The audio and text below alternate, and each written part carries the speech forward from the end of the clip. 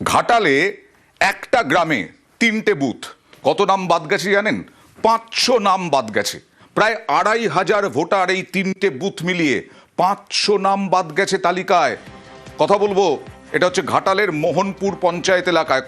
কতজন এই 3টে বুথে কতজন করে ভোটার, তার থেকে 500 নাম বাদ। কি বলছেন ওখানকার বিএলওরা?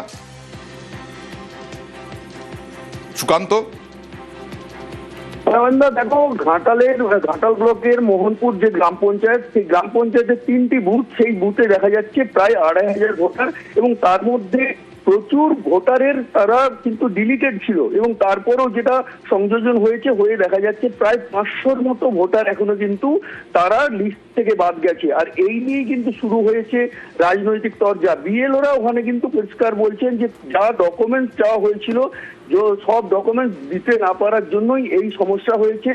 এবং বর্তমান তৃণমূলের পক্ষ থেকে যেটা জানা হচ্ছে যে দীর্ঘদিন ওরা ওই এলাকারই বাসিন্দার, ওরা কোনো বর্ডার থেকে পাস করেও আসেনি বা বাইরে থেকেও আসেনি, তাহলে তাদের এতজনের নাম বাদ গেল কি করে? এই নিয়ে কিন্তু নির্বাচন কমিশনে দীর্ঘদিন আগে থেকেই রাজ্যের তৃণমূল সরকার তারা কিন্তু দাবি তুলে আসছিল যে এই যে এসআইআর হচ্ছে, সেই এসআইআর এর মানুষকে হয়রানি করা হচ্ছে। এবং না, বিচারাধীন তো ছিলেন এই 500 জনের নাম তো বিচারাধীন ছিল, তারপরে বাদ চলে গেল।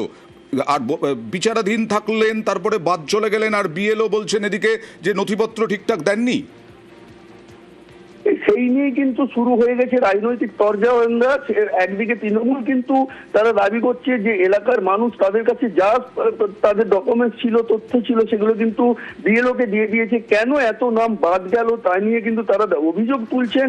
অপরদিকে কিন্তু বিজেপি তারা কিন্তু দাবি করছে যে নির্বাচন কমিশন তাদের নিয়ম অনুযায়ী যা করার সেটাই করেছে। এখন এক কথায় এই যে 500 ভোটার, তারা কিন্তু ভোট দিতে পারবেন না। সেই তো অবস্থা। একেবারে স্থানীয় বাসিন্দা, দীর্ঘদিন ধরে বসবাস করছেন, একেবারে ওখানকার বাসিন্দা, তাদেরই নাম বাদ চলে যাচ্ছে। 2002-এর লিস্টে যেহেতু আমার বাবার নাম ছিল না, তাই আমার দাদুর নাম দিয়ে লিঙ্ক করিয়েছিলাম।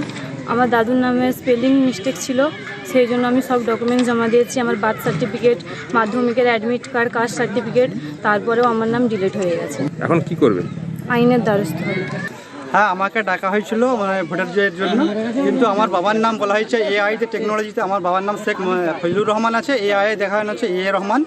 তো সেক্ষেত্রে আমি সমস্ত আমার জন্ম সার্টিফিকেট থেকে এবং মাধ্যমিক, উচ্চ মাধ্যমিক, গ্র্যাজুয়েশন অনার্স দিয়েছিলাম, Aadhaar card, voter card, PAN card, driving licence, তারপরও আমার নাম ডিলিট হয়ে গেছে। আইনের দ্বারস্থ হয়েছে, ট্রাইব্যুনালে অলরেডি অ্যাপিল করে দিয়েছি।